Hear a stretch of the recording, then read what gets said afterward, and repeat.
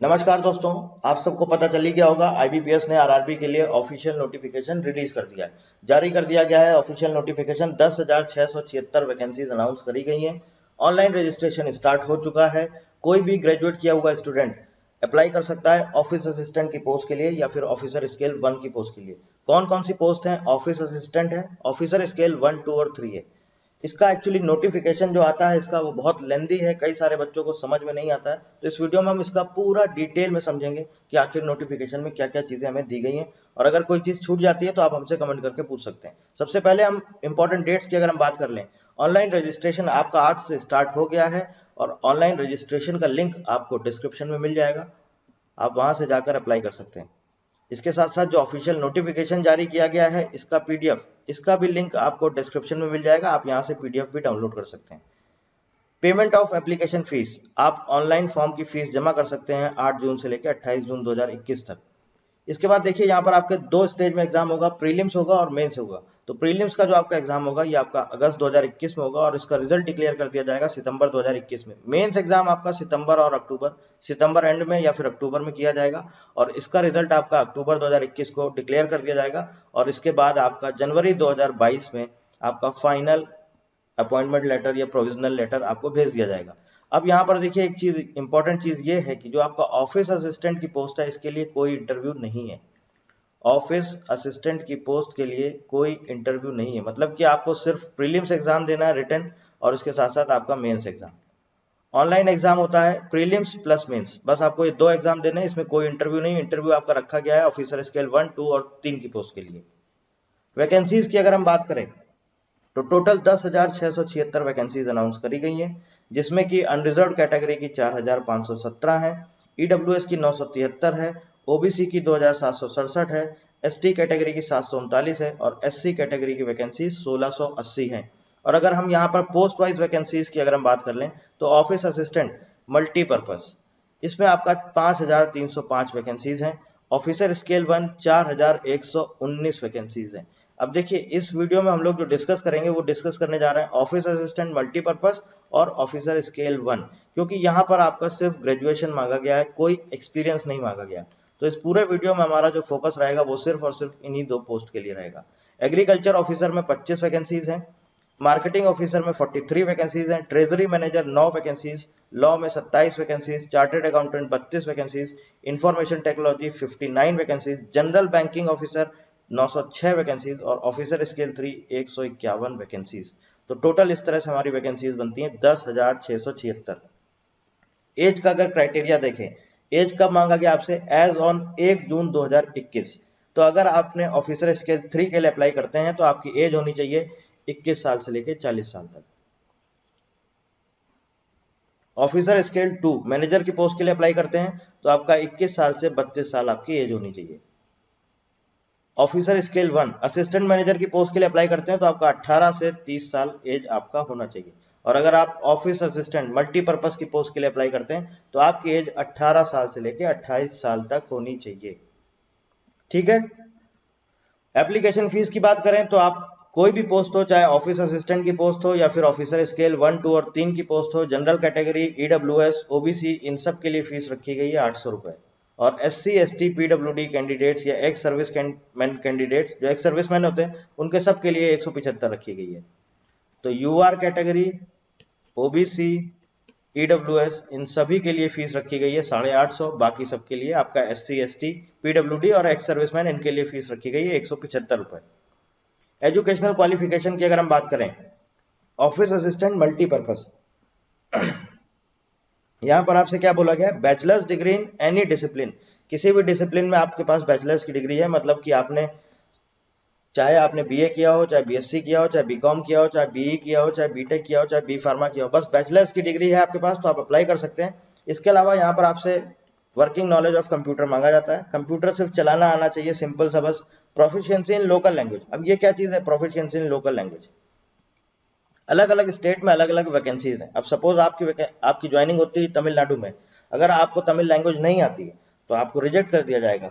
तो यहाँ पर इसलिए ये लोकल लैंग्वेज मांगते हैं ताकि आप जिस स्टेट के लिए अप्लाई कर रहे हैं मान लीजिए सपोज आप पंजाब के लिए पंजाब स्टेट में अप्लाई करते हैं, तो आपको वहां की लोकल लैंग्वेज पंजाबी आनी चाहिए। अब इनका जो क्राइटेरिया है आरआरबी का, ये क्या क्राइटेरिया, ये बोलते हैं अगर आपने 8th क्लास में या 8th या 8 से ऊपर अगर आपने स्कूल में अपनी लोकल लैंग्वेज पढ़ी है, मान लीजिए सपोज आप पंजाब में अप्लाई करना चाहते हैं और अगर आपने 8, 9, 10th, 11, 12 आपने अगर लोकल लैंग्वेज वहाँ की पंजाब पढ़ी हुई है पंजाबी, तो आप इस पोस्ट के लिए एलिजिबल हैं, मतलब आप अप्लाई कर सकते हैं। और अगर आपने नहीं पढ़ी है तो आपको आरआरबी 6 महीने का टाइम देता है, 6 मंथ्स का आपको टाइम दिया जाता है कि आप इस 6 महीने में वहाँ की लोकल लैंग्वेज सीख लीजिए।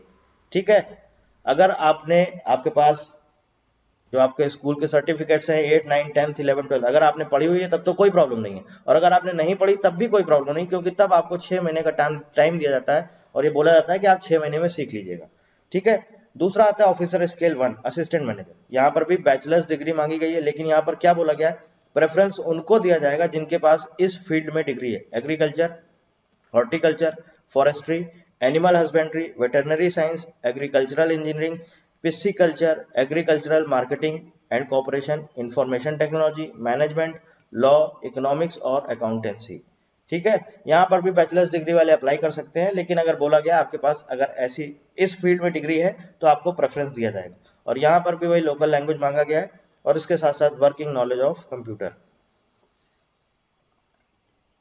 आगे देख लीजिए कुछ इंपॉर्टेंट पॉइंट्स हैं यहाँ पर बोला गया है all the educational qualifications mentioned should be from a university oblique institution oblique board recognised by government of India oblique approved by government regulatory bodies and the result should have been declared on or before 28 June 2021। ये बहुत important point है, क्योंकि बहुत से बच्चे यही पूछते हैं फाइनल ईयर वाले एलिजिबल हैं कि नहीं है, तो आपको यहाँ पर बता देते हैं, साफ साफ लिखा गया है रिजल्ट आपका 28 जून 2021 से पहले आ जाना चाहिए।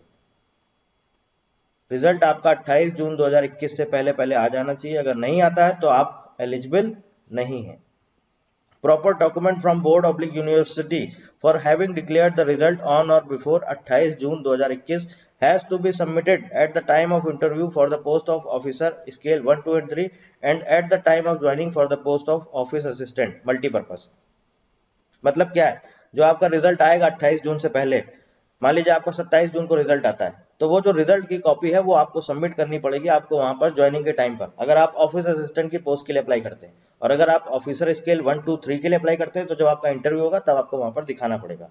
इसके बाद यहाँ पर बोला गया candidate should indicate the percentage obtained in graduation calculated to the nearest 2 decimals. मतलब मान लीजिए आपका अगर परसेंटेज 60.9.98 है तो आपको ये पूरा ऐसे ही लिखना होगा 2 डेसिमल तक। ऑनलाइन एप्लीकेशन जब फॉर्म भरेंगे वहां पर आपसे पूछा जाएगा तो आपको 2 डेसिमल तक लिखना है। ऐसा मत कर दीजिएगा कि 69.98 को आप 70.00 लिख दें। जैसा आपका एग्जैक्ट बिल्कुल मार्कशीट में मेंशन है बिल्कुल वैसे ही लिखना होगा। जैसे पर सपोज 67.13% है तो आपको यही मेंशन करना होगा। और जहां पर सीजीपीए ओजीपीए अगर आपको मिलता है तो आपको परसेंटेज में कन्वर्ट करने के बाद आपको वहां पर फिल करना होगा। अब यहाँ पर एक बहुत इंपॉर्टेंट चीज लिखी गई है, ये थोड़ा सा समझ लीजिए। Candidates are advise to apply for only 1 post scale 1, 2 and 3 in officers cadre. अब इसमें क्या है, ऑफिसर कैडर की जितनी पोस्ट हैं चाहे वो स्केल 1 हो, स्केल 2 हो या फिर आपका स्केल 3 हो, इन 3 में से किसी एक पोस्ट के लिए अप्लाई कर सकते हैं। इन 3 में से एक, कोई एक, और इसके अलावा ऑफिस असिस्टेंट। ठीक है, समझ गए आप बात क्लियर। इन 3 में से कोई एक पोस्ट के लिए आप अप्लाई कर सकते हैं। ऐसा नहीं करिएगा कि स्केल 1 स्केल 2 के लिए आप अप्लाई करते हैं आपका फॉर्म रिजेक्ट कर दिया जाएगा। स्केल 1, 2, 3 में से कोई एक, और इसके साथ साथ अगर आप एलिजिबल हैं ऑफिस असिस्टेंट के लिए तो आप इसको में भी अप्लाई कर सकते हैं। अब यहाँ पर देखिए प्रोफिशिएंसी इन लोकल लैंग्वेज, जो अभी मैं आपको बता रहा था, यहाँ पर क्या लिखा है, candidates who have already studied the language for state in standard 8 or any level above standard 8। मतलब अगर आपने 8th, 9th, 10th, 11th, 12th में आपने अपने स्कूल में पढ़ा हुआ है लोकल लैंग्वेज, अगर आपने लोकल लैंग्वेज पढ़ा हुआ है as a subject, local language as a subject अगर आपने पढ़ा हुआ है तो आप, यहाँ पर बोला गया है, इस पोस्ट के लिए कंसीडर्ड हो सकते हैं लोकल लैंग्वेज के लिए। ठीक है, और यहां पर क्या दिया गया है, where the candidate does not meet the aforesaid requirement in local language at the time of selection he will be given a time of 6 months from the date of joining to acquire the proficiency. तो मैं क्या बोल रहा हूं, अगर आपके पास आपने पढ़ा हुआ है तो बहुत अच्छी बात है, नहीं पढ़ा हुआ है तो और भी अच्छी बात है, तो आपको 6 महीने का टाइम दिया जाता है 6 महीने जब आपकी ज्वाइनिंग होती है तब से लेके 6 महीने तक आपको बोला जाता है कि भैया आप सीख लीजिएगा। ठीक है, एग्जामिनेशन सेंटर की बात करें तो एग्जामिनेशन सेंटर आपका पेज नंबर 39 में ऑफिशियल नोटिफिकेशन में दिया गया है। इसके साथ साथ एग्जामिनेशन सेंटर का लिंक आपको डिस्क्रिप्शन में मिल जाएगा, आप वहां से जाकर पूरा एग्जामिनेशन सेंटर्स चेक कर सकते हैं। ऑल ओवर इंडिया में एग्जाम होता है, हर अलग अलग सिटीज में एग्जाम होता है, आप वहां पर एग्जाम दे सकते हैं। उसके अलावा क्या होता है, ये एक बच्चों को बहुत बड़ी प्रॉब्लम होती है कि एग्जामिनेशन सेंटर हमने ये ले लिया, अब हमको चेंज कराना है। तो ये आप कोई भी नोटिफिकेशन देखेंगे वहां पर ये साफ साफ मेंशन होता है, no request for change of centre for examination shall be entertained. तो आपने अगर एक बार भर दिया है फॉर्म, आपने सपोज लखनऊ भर दिया है, आप चाहते हैं हमको हमारा एग्जामिनेशन सेंटर कानपुर हो जाए, तो ऐसा पॉसिबल नहीं है, इसलिए बहुत केयरफुली फॉर्म को भरिएगा। अब थोड़ा सा समझ लेते हैं एग्जामिनेशन सेंटर कौन कौन, सॉरी एग्जामिनेशन सेंटर नहीं, आपका एग्जामिनेशन पैटर्न की बात कर रहा है। एग्जाम पैटर्न कौन कौन सी पोस्ट की हम बात करेंगे, ऑफिस असिस्टेंट मल्टीपर्पज और ऑफिसर स्केल 1। देखिए प्रीलिम्स एग्जाम होता है यहाँ पर क्या है, number of question 40, number of question 40, reasoning में 40 और न्यूमेरिकल एबिलिटी में 40, मैक्सिमम मार्क्स 40 और 40, मतलब कि 80 क्वेश्चन 80 नंबर के और आपको 45 मिनट्स में करना होता है। ये है आपका प्रीलिम्स एग्जाम, किसके लिए, ऑफिस असिस्टेंट मल्टीपर्पज। दो ही पेपर होते हैं, रीजनिंग और न्यूमेरिकल एबिलिटी, 80 क्वेश्चन 80 नंबर। ठीक है, अब ये मीडियम ऑफ एग्जामिनेशन क्या है, इसके आगे लगा हुआ है स्टार, ये अभी हम आपको आगे बताते हैं। ऑफिसर स्केल 1, यहाँ पर भी सेम वही चीज है, रीजनिंग और क्वांट्स, 40-40 क्वेश्चन आते हैं आपके, 40-40 नंबर के, मतलब 80 क्वेश्चन 80 नंबर के, और आपको टाइम दिया जाता है 45 मिनट्स का। ठीक है, यहाँ पर देखिए क्या लिखा हुआ है, candidates for both post have to qualify in both the test by securing minimum cut off marks. मतलब कि आपको रीजनिंग में भी मिनिमम कट ऑफ चाहिए, रीजनिंग में भी कट ऑफ चाहिए, और इसके साथ साथ आपको न्यूमेरिकल एबिलिटी में भी कट ऑफ चाहिए। अलग अलग कट ऑफ मांगा गया है, यहाँ पर साफ साफ लिखा गया है, candidates have to qualify in both the test by securing minimum cut off marks. ठीक है, इसके बाद हम बात कर लेते हैं मेंस एग्जामिनेशन की। मेंस एग्जामिनेशन क्या है, किसकी बात करेंगे हम, office assistant multipurpose, reasoning, computer, general awareness, English, Hindi और न्यूमेरिकल एबिलिटी। अब इंग्लिश और हिंदी ऑप्शनल होता है, इसमें से आप कोई एक चूज कर सकते हैं। आपको अगर लगता है हिंदी लेनी है तो आप हिंदी ले सकते हैं, इंग्लिश लेना है तो आप इंग्लिश ले सकते हैं। इसके अलावा बाकी सारी चीजें कॉमन रहती हैं, जैसे कि रीजनिंग कॉमन रहता है, 40 क्वेश्चन होते हैं 50 नंबर का। आपका कंप्यूटर नॉलेज होती है 40 क्वेश्चन होते हैं 20 नंबर का। जनरल अवेयरनेस 40 क्वेश्चन आपका 40 नंबर का। इसके अलावा इंग्लिश और हिंदी में से कोई एक आप चूज कर सकते हैं, इन दो में से कोई एक, 40 क्वेश्चन आपके ये आते हैं 40 नंबर के। और इसके बाद न्यूमेरिकल एबिलिटी आपका अगर देखा जाए तो न्यूमेरिकल एबिलिटी आपका आता है 40 नंबर का, और इसमें 40 क्वेश्चन होते हैं 50 नंबर का। तो टोटल इस तरह से हमारे कितने क्वेश्चन बनते हैं, 200 क्वेश्चन बनते हैं और 200 नंबर का, और यहाँ पर आपको टाइम दिया जाता है 2 घंटे का, यानी कि 120 मिनट। ठीक है, समझ गए आप बात। इन दो में से कोई एक आप चूज कर सकते हैं, चाहे इंग्लिश चाहे हिंदी। ऑफिसर स्केल 1, यहाँ पर भी वही सेम चीज है, आपका रीजनिंग है 40 क्वेश्चन है 50 नंबर, कंप्यूटर है 40 क्वेश्चन है 20 नंबर, जनरल अवेयरनेस है 40 क्वेश्चन 40 नंबर। इसके बाद इंग्लिश और हिंदी आ जाता है, इनमें से आप कोई एक सब्जेक्ट चूज कर सकते हैं, इंग्लिश लेना तो इंग्लिश, हिंदी लेना तो हिंदी। तो ये है आपका 40 क्वेश्चन 40 नंबर। और इसके बाद है क्वांटिटेटिव एप्टीट्यूड 40 क्वेश्चन 50 नंबर। तो 200 क्वेश्चन होते हैं हमारे, और ये बनते हैं टोटल मैक्सिमम मार्क्स 200, और यहाँ पर भी आपको टाइम दिया जाता है 2 घंटे का। ठीक है, अब देखिए पेनाल्टी फॉर रॉन्ग आंसर, जिसकी हम बात कर रहे हैं नेगेटिव मार्किंग की। क्या लिखा है यहाँ पर, applicable to all prelims mains and single level. चाहे आपका प्रीलिम्स एग्जाम हो चाहे मेंस एग्जाम हो या सिर्फ एक ही एग्जाम हो रहा, सब में आपका एप्लीकेबल है, मतलब हर कहीं पर भी आपका निगेटिव मार्किंग है। निगेटिव मार्किंग है कितनी, यहाँ पर लिखा हुआ है, for each question for which a wrong answer has been given by the candidate 1/4 of the marks assigned to the question will be deducted. यानी कि 1/4 यानी कि 0.25 नंबर का आपका निगेटिव मार्किंग है।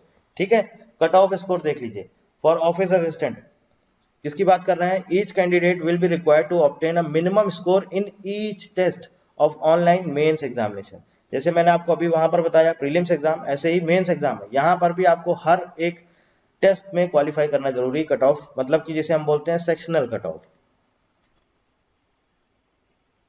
सेक्शनल कट ऑफ यहाँ पर क्वालिफाई करना जरूरी है। ऑफिसर स्केल 1, यहाँ पर भी सेम वही चीज है, each candidate will be required to obtain a minimum score in each test of online mains examination. ठीक है, इसके बाद यहाँ पर देख लीजिए स्केल 2 और 3 के लिए यहाँ पर बोला each candidate will be required to obtain a minimum score in each test. ठीक है, यानी कि आप समझ लीजिए ऑफिसर स्केल 1 और असिस्टेंट, ऑफिस असिस्टेंट की पोस्ट के लिए आपका सेक्शनल कट ऑफ है मेंस एग्जाम में भी, और 1/4 का निगेटिव मार्किंग है। अब देखिए जिसकी अभी हम बात कर रहे थे मीडियम ऑफ एग्जामिनेशन, जो वहां पर स्टार लगा हुआ था, वो क्या है, ये आपके अलग अलग स्टेट में किस किस मीडियम में एग्जाम होंगे। जैसे आंध्र प्रदेश में आप इंग्लिश मीडियम में भी एग्जाम दे सकते हैं, हिंदी मीडियम में भी दे सकते हैं और तेलुगु में भी दे सकते हैं। अरुणाचल प्रदेश इंग्लिश और हिंदी, असम में इंग्लिश हिंदी एंड असमीज, मतलब आपका जो पेपर आएगा वो असम की लैंग्वेज में भी आएगा, और अगर आप गुजरात से हैं तो आपका पेपर गुजराती लैंग्वेज में भी आएगा। तो ये सारी चीजें हैं। बिहार में आप देखिए इंग्लिश हिंदी, छत्तीसगढ़ में इंग्लिश हिंदी, गुजरात में इंग्लिश हिंदी और गुजराती, हरियाणा में इंग्लिश हिंदी, हिमाचल प्रदेश में इंग्लिश हिंदी, जम्मू कश्मीर में इंग्लिश हिंदी और उर्दू, झारखंड इंग्लिश एंड हिंदी, कर्नाटका में इंग्लिश हिंदी, कन्नड़ और कोंकणी, इन 4 लैंग्वेज में आपका पेपर आएगा। इसके साथ साथ इंग्लिश हिंदी मलयालम, ये हम बात कर रहे हैं केरला की, मलयालम लैंग्वेज में भी आपका पेपर होगा। एमपी यानी कि मध्य प्रदेश में इंग्लिश हिंदी, महाराष्ट्र में इंग्लिश हिंदी, मराठी और कोंकणी, इन लैंग्वेज में पेपर होगा। मणिपुर में इंग्लिश हिंदी और मणिपुरी, उसके बाद मेघालय, मिजोरम, नागालैंड इंग्लिश हिंदी। उड़ीसा में इंग्लिश हिंदी और उड़िया में होगा। पुडुचेरी में आपका इंग्लिश हिंदी, तमिल, तेलुगु, मलयालम, इन सारी लैंग्वेज में आपको पेपर मिलेगा। पंजाब में इंग्लिश हिंदी पंजाबी, इसके बाद राजस्थान में इंग्लिश हिंदी, तमिलनाडु में इंग्लिश हिंदी एंड तमिल, तेलंगाना में इंग्लिश हिंदी, तेलुगु और उर्दू, त्रिपुरा में इंग्लिश हिंदी और बंगाली, यूपी में आपका इंग्लिश हिंदी और उर्दू, यानी कि आपको उर्दू लैंग्वेज में भी पेपर मिलेगा। उत्तराखंड इंग्लिश और हिंदी, और वेस्ट बंगाल इंग्लिश हिंदी और बंगाली। आगे आ जाइए, यहां पर देखिए क्या है। For the post of office assistant multipurpose, marks obtained only in the mains examination will be considered for final merit listing. मतलब कि जो आपका प्रीलिम्स एग्जाम होगा उससे कोई फर्क नहीं पड़ता आपके कितने मार्क्स हैं, वो सिर्फ और सिर्फ आपका क्वालिफाइंग है। प्रीलिम्स एग्जाम आपका सिर्फ और सिर्फ क्वालिफाइंग है। ठीक है, आप समझ गए। प्रीलिम्स एग्जाम आपका सिर्फ और सिर्फ क्वालिफाइंग है। आपका जो मेंस एग्जाम में नंबर आएंगे वही आपका फाइनल मेरिट लिस्ट में ऐड किया जाएगा। और यही सेम चीज आपका ऑफिसर स्केल 1 के लिए भी है। Marks obtained only in the mains examination will be considered for short listing for interview and final merit listing. ठीक है, तो ये सारी चीजें थी इस ऑफिशियल नोटिफिकेशन में। जो जो चीजें आपको मेंशन करी गई हैं मैंने ऑलरेडी आपको सारी चीजें यहाँ पर बता दी हैं। अगर आपको लगता है कोई चीज छूट गई है तो आप हमसे कमेंट करके पूछ सकते हैं। इसके अलावा बैंक वाइज जो वैकेंसीज होती है उसका लिस्ट आपको डिस्क्रिप्शन में लिंक दिया गया, आप वहां से जाके चेक कर सकते हैं। एग्जामिनेशन सेंटर उसका भी लिस्ट आपको डिस्क्रिप्शन में दिया गया है लिंक, आप वहां से चेक कर सकते हैं। और कोई समस्या है, कुछ और कुछ भी पूछना है, सिलेबस अब से थोड़ी देर में अपलोड कर दिया जाएगा। इसके अलावा और कुछ पूछना चाहते हैं तो आप हमसे कमेंट करके पूछ सकते हैं। So thank you very much and thank you for watching.